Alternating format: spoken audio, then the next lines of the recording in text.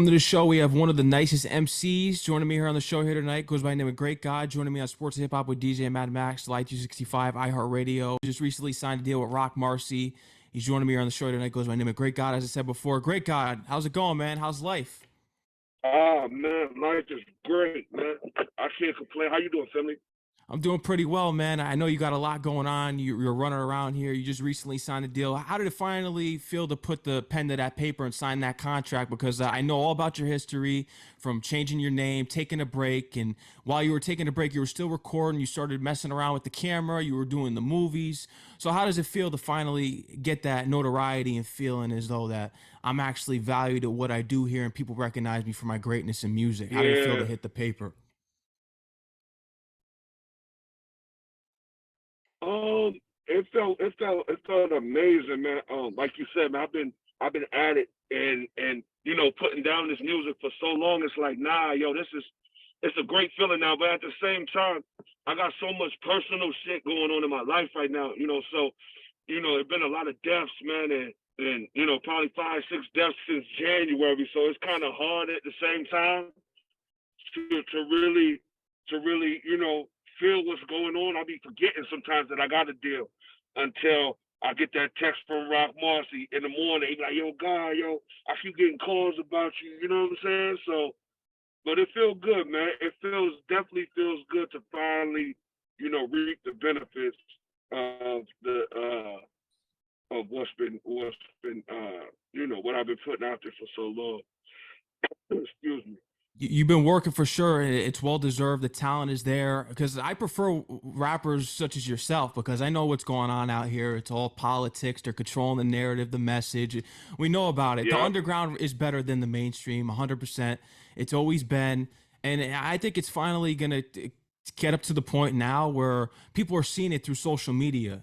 If you're really tuned in out here and you're about the hip hop culture, whether you're a DJ or just a fan of the genre, you're starting to notice it now. It's getting exposed this year. Yeah, absolutely. It's definitely getting exposed. It's like, the underground is getting ready to be the overground, man. You know what I'm saying? Like it's time for it's that time right now. So yeah, man.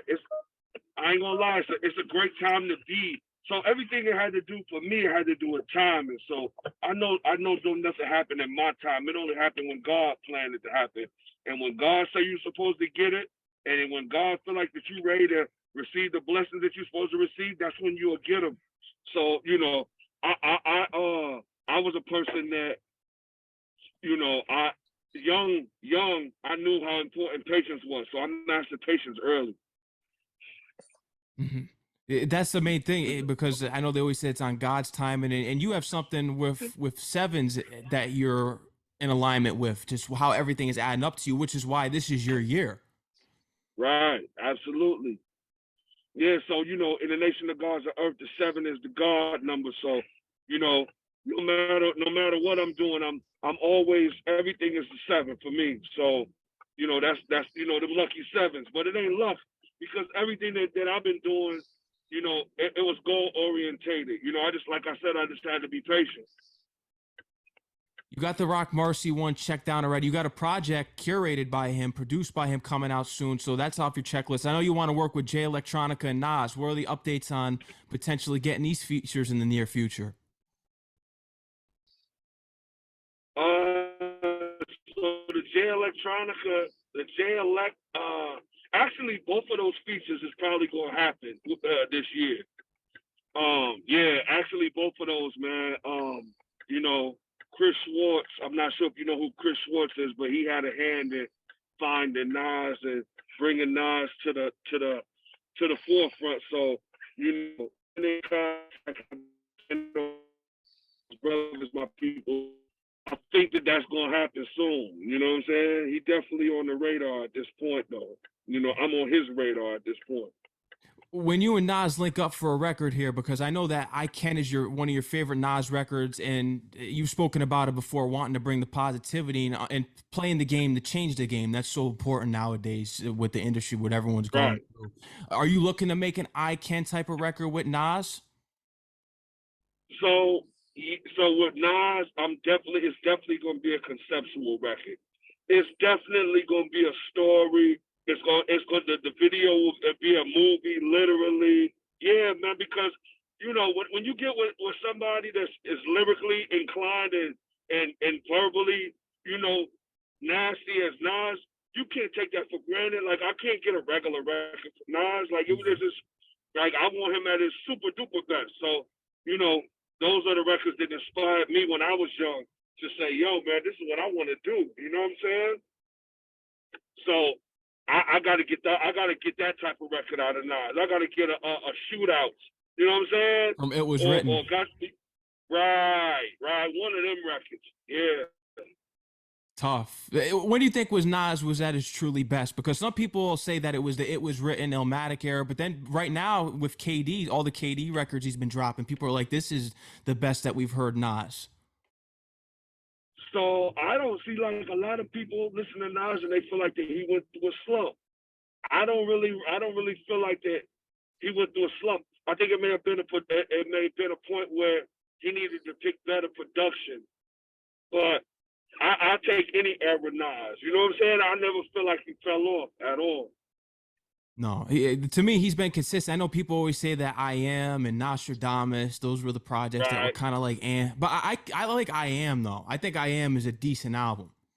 I thought I Am is a great body of work. Nostradamus was, but he was trying things, man. If we don't change, we can't grow. If you're doing the same thing, then you're not evolving.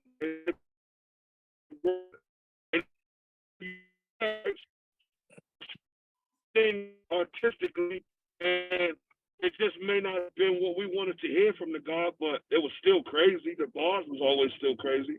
Mm-hmm. But you've had many influences, like Cool G Rap, Mobb Deep, and we'll get into Mobb Deep in a little bit. But when you were back, especially in Milwaukee and out in the Midwest, you were listening to West Coast. You were more about the West Coast with Spice One. Right. Absolutely. So, yeah, my bad. Yeah, definitely. I was into Sally Cell. I was into Mac Mall. I was into Spice One. I really was an E40 fan. You know what I'm saying? Because I liked the way he played with the words. You know what I'm saying? So I definitely was the E40 fan. Mm-hmm. And you were able to locate back and forth, especially after your high school and everything, going back to Rochester. You had your time up in Syracuse as well. Something that was interesting about your journey was that you're trying to go low key. You always been low key throughout your whole life, but with going to Syracuse, you were just trying to get there low key. So how did people really find out about you and who you were once you got to Syracuse? Musically, they found out about me because I met three brothers that was super duper duper dope in Syracuse, right? Mm-hmm. And go to Tully's. They were super duper duper dope, and they were so dope that I wanted the rest of the world to hear them. Sammy G, Louis Vuitton, Thump Mendoza. So, I took what I had and their lyrical ability, because they was always crazy. So it was like, man, I gotta let the world hear them, because I ain't never heard nobody like Thump Mendoza. I never in life. If you get a chance, Google Thump Mendoza, ThumpMandoza. I've never in life heard nobody rap like him, and he been rapping like that since I met him. So at that point, it was just my duty. Like, you know what? I want to be low, but it was like, man, we about to do this music, and we about to put this music out, and we about to show the world that we super duper dope. So, after that, it wasn't no being low key. You know what I'm saying? Because we ended up being the hottest things moving. And we see the trend from there. And you were actually the person that was telling A&Rs that you got to check out for Benny and Conway, and you tried to even get up with RZA about them too. Hell yeah. I was in Buffalo with RZA, and I was telling him about Conway and Benny. But it was after a big Wu-Tang show. It was people. It was probably just too much. It was too much going on. There was a lot of people around. I don't even know if RZA was actively looking for no artist at that time. And he definitely wasn't looking for nobody that was from Buffalo. He wasn't looking for nobody that was outside of the 5 boroughs, because You know, we all got a misconception about upstate. When you come from New York City, it's like, man, they, you know, what they doing up there? I don't care what they got going up there. So yeah, you know what I'm saying? It was Mhm. one of them situations. I had Ito But on my show a few months ago, and I wanted to ask you this question because you just brought I'm up listening. outside the five boroughs, and he was the one that Yes, introduced you to Roc Marci. I want to ask you this question, being that you were able to relocate to upstate New York, Syracuse, Rochester, all that. What happened to the right, boroughs when it comes to the lyrical hip hop and why it just went downhill? Like, what happened to which it was you guys that held it down for the city? right. So what happened was in New York City, you had to make certain records to get played on the radio. And of course, everybody wants to be on the radio. So they wasn't playing. Even now, it's hard to get a boom bap record on the radio. So obviously, a lot of guys that rap, son, they heart is not really in the music. Their heart is in making some money. And that's why I say that my music resonates differently because my objective never was to make no money. My objective was to always be heard. So they had to adapt and they had to keep switching and they had to keep trying to keep up with the Joneses and switch again and switch again. So they had to try all of that shit. It wasn't no way that they could keep rapping the way that they was taught how to rap and rap like the way that they thought of, you know, the way that the way they fell in love with hip hop because that wasn't gonna get them no money. And like I said, their ultimate goal was really to get some bread. So at that point, you gotta adapt. You gotta be swift and changeable. So I feel like that's why, you know, that's why the music went down. And then in New York City, it's so competitive. It's like don't nobody want to help nobody in music in the city, in the boroughs. So your man is you might be with somebody every day. I might have just put out a single and we'd be riding in the car every day. You won't even post my joint in your story. But you like a Meek Mill shit. You like a T.I. joint. You putting comments telling these dumb dumbs happy birthday and you don't even know them. You understand what I'm saying? But I could be sitting next to you, right next to you, and just got a fly single out, and I gotta ask you to post my joint. So that's just New York City shit. You know, everybody always trying to one up each other. So you know how that go, man. It's like, or you may not know how it go, but that's how I go in New York City. So like everybody wants the top spot in the city. So don't nobody want to say, yo, listen to my man. Like, yo, son, crazy. Like even right now, I'm watching, and all of the people that was cheering me on, ain't none of them putting me in their story no more. Yeah. ain't no more. Ain't no more. Damn, great God, you doing your thing. They don't like pictures. They don't comment no more. Nothing Because because you they blew feel like, up, you finally your moments now. They know it, and they're just yeah, like, eh. yeah. They like, boy, this boy is real. This Yeah. boy is for real, and he is coming no homo. You understand what I'm saying? He is on our. He is on our ass right now. So if you know, I was about to say I understand why they wouldn't alley oop me, but I never understand the actions of a sucker because I'm an alley oop you regardless of whom or what because it ain't gonna do nothing for me. It's not gonna hurt me to alley oop you. Know what I'm saying? Mhm. It's funny and just interesting about your journey because even when you weren't rapping, you were going around here sweeping up the stages and doing the cameras to the point where your relationship with Prodigy, he even stuck up for you one night and said he is no cameraman. Right, right. Yeah. He definitely said that. He was mad at my man. He was mad that somebody kept saying, calling me cameraman, cameraman. You're like, yo, my man ain't no fucking cameraman, son. You don't know who this is, son. And he definitely stuck his chest out. He did that. Yeah. He did. Now, how did that situation make you better as a person just going forward, because that's a humbling experience because you're doing tracks with Jadakiss and you're trying to really make it as an MC, because when you think about rappers, they're all trying to be arrogant and be the top dog. So how did that humble you and just to getting you back on the path now to where you're at now? It humbled me because it humbled and helped me because, bro, it was like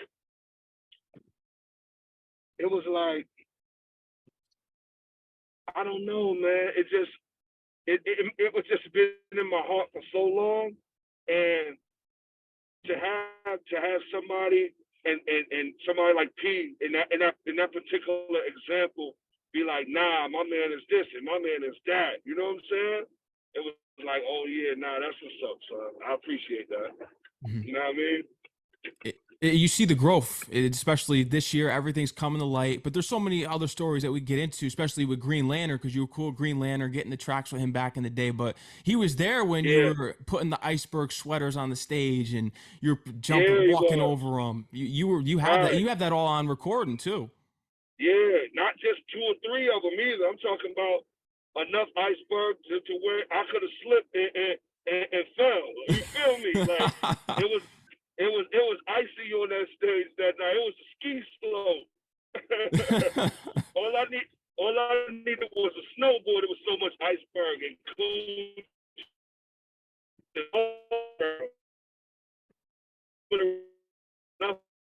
A piece of my man Marlo. He was on that record with me. But yeah, man, that was a hell of a night, man. That was an ill night. Mhm. You You actually had the first right now, idea. or you just? What's that? I said, is this interview live right now? Yeah, it's You live. gonna upload it to live? Yeah, it's live right now. Okay. Absolutely, man. I wanted to get into the stories that you have here as well, not just with, we talked about DJ Green Lantern, but you got the Mobb Deep story because Joey Majors is the one that eventually linked you up because you got with Prodigy and then you decided to get Havoc on board too. Right. Yep. Yep. That was all Joe Majors play. He was just gracious enough to bring me along in on that play. But that was his play. You know what I'm saying? Like Havoc had already been tapped into what was going on. But yeah, man, that was Joey. That was a Joey play. He had his own relationship with Prodigy too, besides my relationship with P. He had his own little situation with P. And yeah, man, he was like, yo, Great God, you gotta get on that. And I'm like, shit, of course. Like, why not? And it all came from there. What was the last time that you saw Prodigy? I saw P. I saw P in Syracuse.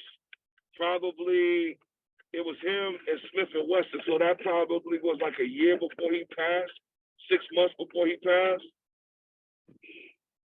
Man, rest in peace Yeah. to Prodigy with one of the greatest ever. Hell on Earth, I think, is the best Mobb Deep record. What's your favorite Mobb Deep record? My favorite Mobb Deep record Album. is Hell on Earth. Hell on Earth, yeah, I agree. Yeah. Hell on Earth. Yeah, that's my favorite joint. You can't beat that. Nah, they was talking so flagrant, and the beats was so crazy. Alchemist came into play. That Hell on Earth was different. Bloodsport, Extortion with Method Man. Whoa, yeah, that was a crazy time, man. That was a crazy time. But I think that you're really capturing that era because when I look at the whole Snow Day EP and just all the singles that you've been releasing, my favorite song that you did is 1212s.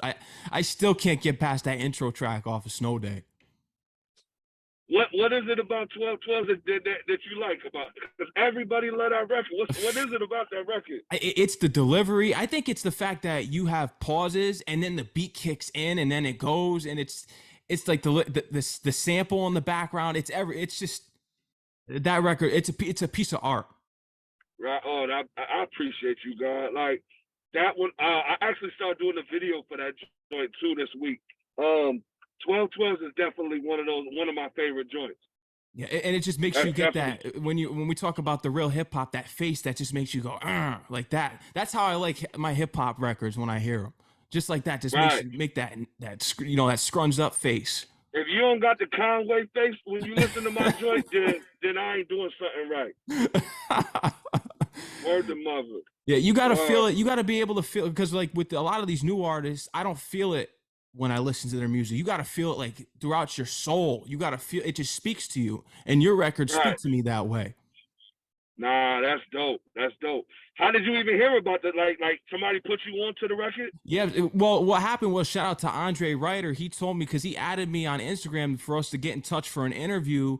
And then Sal reached out to me and we got connected. So I was checking out your music a little bit before, and I was just hearing about you because I was constantly seeing you all over the place. I'm saying this guy's gonna get big. So I was checking out the music, and then Right. eventually we were able to get this solidified.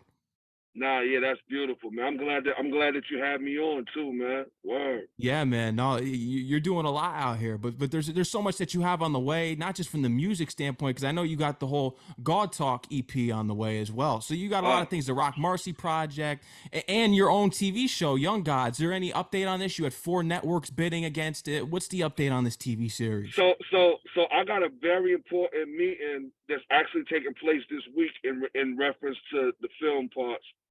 The music, crazy, yo. So I got Parks from Joe Button Podcast mixing my whole EP. He sent me some of the mixes today. Oh man, he mixed the hell out them records. He got them sounding crazy. I could tell. Is this going to be similar to Snow Day, or are you switching it up a little bit? Nah, so Snow Day was his own thing. Like I was in that mode. I might have watched Scarface too many times that month, and and Snow Day is Snow Day. Gawd Talk is more intimate. It's more personal. You're gonna get more stories, more more real MCing. You know what I mean? Like Snow Day is true MC work, but you're gonna let me tell you this. You're gonna get more substance out of Gawd Talk. You know what I'm saying? That Gawd Talk is gonna be different. Just think, you could have really changed it. You're changing the game right now. I think you're serving your purpose. You found your why in life. But before Kanye dropped Jesus Walks, you had your own Jesus record, the whole Gawd Talk, and Green Lantern was the one that said, "Don't take him to church." But you should have, because it worked for Kanye. Man, yo, I'm not gonna lie. I was pissed off about that because I rarely listen to people, but Green was one of those people that I listened to, and I respected his opinion. And man, yeah, my record was called Dear Lord, and he told me literally, "Nah, I don't know if you want to take him to church." And I'm like, "All right, I ain't do it." And next thing I know, that man put out Jesus Walks, and he sold billions of copies. Yeah, I'm not gonna lie. Dear Lord is better than Jesus Walks. Are we ever gonna hear Dear Lord? Are we gonna hear this? Yeah, when I take this mask off and reveal who I am and what I've been through, then I'm gonna let them hear how nice I've been for so long. Cause that's gonna give them a different perspective. Like, oh my, like he really been doing this. Oh shit. So yeah, I'm gonna give them the records. I just don't, for right now, don't worry about who under the mask, and just listen to these bars. But yeah, I'm gonna give them the old records. I have to, because it just show and prove that how long I've been spitting this crazy shit. That's going to be coming with your documentary. Have you thought about it because you've said it before, people are going to see the life story. You're going to have the 6,000, 7,000 people out there in the stands with the lighters. The documentary is going to come on behind you. Have you thought about that people may be disappointed when they take the mask off a little bit? Because I feel as though this is your gimmick. It's kind of like a superhero revealing himself. Right. Well, I don't know how long it's going to take, but some people may be disappointed, but I feel like that it'll be more appreciation than disappointment. I feel like that they'll appreciate me differently too. But it ain't gonna be no time soon. You know what I'm saying? It ain't gonna be no time soon. No. I might still do the rollout of the documentary the same way and leave the mask on. It could work. It's working for you because it's a part of your brand now. Yeah. I think that I might do that. Fuck me, I'm going to the car wash. My bad. Oh no, it's all good. Trust me, man. But it's something that you relate to me, especially because it's so rare to find this nowadays, is that you've never smoked, you never drank before, and this was partially because you've said it. It's like burning money away, but more importantly, your uncle, who's a boxer, told you not to do it. It's not cool. Right.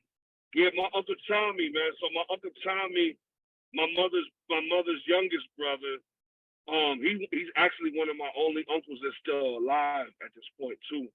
But yeah, I always looked up to him, man. He still is. He's a great man. He was somebody that I looked up to highly. and not just because he was a boxer, but I just used to watch him, man, and study his movements because he was, he was swift, man. He was magnetic. Mhm. And yeah, he told me a long time ago, like, nah, that ain't cool, like, And when he said it wasn't cool, it wasn't cool, man. That just was that. It's all I peer just, pressure at the end of the day. You don't. I think what's more real into yourself is the fact that you can admit that and you don't do that, because I feel as though everyone just follows a narrative. nah, of course. Yeah, everybody following everybody. I never wanted to follow. I always wanted to be different. Even to this day, it's like, nah, I don't want to do what they want to do. I don't want to do records with the people that they want me to do records with, because everybody do records with them. So where's the exclusivity at? If I do a record with all of these people that everybody else, then I'm just like them. That's why Exactly. I'm very selective of who I do records with. It's not a money grab. It ain't gonna never be none of that. Everything that I do is gonna really truly be authentic, because I just really don't have to do what these other rappers have to do 9 times out of 10. No. So it's you're gonna get the authentic me when you get GREA8GAWD. If you were to take a percentage, what would you say are the percentage of hip hop artists? It could be anyone in the industry, because you've been in the entertainment, movies, everything. What's the percentage of the hip hop artists, how they portray themselves to be in their songs, that you would say that they're living a lie? What would you say is that? Because you used to rock the chinchilla minks all the way down to the ankle. We mentioned the Iceberg sweaters. You were really getting money, and Yeah, you saw how these guys are renting their jewelry, renting their cars, and you were really living the life, and right. you showed your wealth. So what would you say is really the shocking percentage you probably think that these rappers are living a lie? I would say 90%. Wow. I've never really met an artist and not been disappointed at who he was versus who I fell in love with musically. Wow. And mind you, I've met a lot of people. Yeah. I've been around a lot of people. So either they wasn't who they say they were, or they definitely wasn't who they portrayed to be financially. But for me, it was just like damn, like it's really a sucker. Like, he's scary, man. Like, you really scary. I can recall, I won't even say their names, man. It was two people that I was in the club one night, and we was all out of town, and they was like, yo, they told me and my man Big G, like, yo, it's crazy out here, man. Y'all better tuck them chains, man. I'm like, what? Tuck my chain in? I didn't even tuck my chain in the Tunnel nightclub. And I remember in the Tunnel, they used to walk around and make you tuck your jewelry in. And I'm not tucking my chain in. So I'm like, nah, I ain't tucking my chain in. But, if I would have told people what happened that night, and I would have told them who did it, they would have never believed it anyway, because they were supposed to be the couple of the hardest people out. But now, some could look at that and say, yeah, you was dumb for running around out of town with your chain out. And some people could just say, like, but I just look at it like, man, I ain't doing that. We was running around with minks on and chinchillas on and chains on everywhere we went in other people's hoods. Hoods that people were scared to go to. We hopping out, because guess what? If it's going to happen, it's going to happen. You can't. If it's your time, it's your time. It ain't really no way around that. No. And I know that I was favored by God, man, just because of all the things that I've been through and all of the things that I got past, and I'm still able to pick my baby girl up who's 16 years old. They didn't think I was going to make it this long.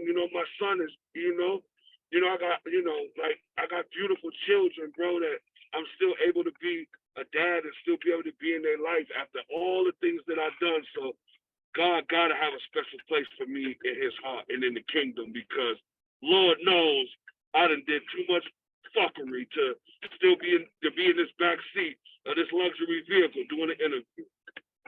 Exactly, man. And God bless, and just everything that you're doing, and most importantly, taking care of your family. I wanted to touch on this because I heard you speak about it in other interviews, is that I feel as though you found more joy being in the movie side of things, because you said people in the movie industry, they help each other out, and you kind of looked at it as more of your own people almost. When it's in the music industry, they're not helping you out like that, but when you go to the movie industry, they're there to help you. So what was that realization for you that kind of made you come to that conclusion? Because and from my perspective, just when I look at it on the music side of journalism, journalists usually hate each other. We're usually not friends in our field. So what was it that you were able to recognize that there's definitely some issues going on within the music industry and just people, within movies that are more likely to help you out than in music? I mean, it was literally that. Oh, go to the ball. It was just literally that, bro. Go home. It was literally that. I'm straight. It was literally just me saying to myself, like, I've been doing this music. Don't nobody want to help you with a meeting. Don't nobody want to tell you what PR to use. Nobody wants to do this. But as I'm filming and I'm breaking these cameras out, I'm meeting new people all the time, and all they want to know is how can they help? How can I assist you? What can I do to help you? Get more eyes on your situation. Getting even in like RZA, I was with RZA the whole day, and he was telling me we had a lengthy conversation about movies and film. We didn't even talk about music. You understand? But when it came down to talking about film, we talked an hour and a half about that. He was very particular of what lenses, how I shoot, how I should approach getting budgets. And that's just how I go in the film world, man. No matter where I was filming, what I was doing, it was people always coming to the set asking how could they be of assistance? How can I help you? How can I get more eyes on your situation? Stuff like that. I'm coming there, take it in. Stuff like that. So the film, just to me, film is better, bro. It's a different world. It's just a more welcoming world for me, in my experience. No, I agree with you on that 100%. What was your first major experience in the film world? Because I know you got the Bars documentary on the way. I know you filmed that. Yeah. What was the first major experience? It could be anything that you did on a movie set that led you to wanting to create your own TV series. So I've always ran around with a camera. So I always had it in my mind that I wanted to do a movie as soon as I was financially stable and where it wouldn't take away from the family. So I always had it in my mind that I was going to do a movie because I feel like my life was a movie. I felt like I was living a película. You feel me? I felt like my whole life was a fucking movie. So I'm like, now I'm gonna tell my story, and then I started writing a couple scripts. I started shopping a couple scripts. Went to a couple people, got beat. Feel like I got my ideas taken. So then I learned how to shut up and move in silence a little bit more, But it was always in me, man. Like it was always natural to me. It was gonna be a natural progression. It was gonna be music, and then eventually I was gonna go in and I was gonna start doing movies. Mm-hmm. How far do you take the plan when we go past the series? Are you looking to get more in front of the camera, or you're someone that just loves being behind the scenes and being the creator? I always wanted to just be so low key, and I'm not really a camera in front of the camera type of guy. I had to even just get reacclimated with performing, but now that I perform with a mask on, it's a lot easier. You understand? Mm-hmm. Because I just never been. I never really want to be as flashy as my lifestyle. I would only do that every once in a while. I would only go out every guy like right nose and you don't know it. So I really don't have no desire to be in front of the camera. No. And we see that just you being low key your whole life. So you stayed on this path and you're staying true to your purpose out there. So I salute you for that, man, because a lot of people get caught up in the fame, the notoriety, and all the that. Vanity, right? Yeah. Yeah, the vanity but vanity is a motherfucker, man. That's the real drug. Yeah. Yeah, vanity is the real drug, bro. So yeah, man. Yeah. I never got caught up in that, man. Nah. Yeah, you're seeing how it's changing people's lives, especially with social media now, because I know people are all into the blue checks now. Celebrities are losing the blue checks. So now it's like if you don't have a check, you are the real guy. You're your real self. Right.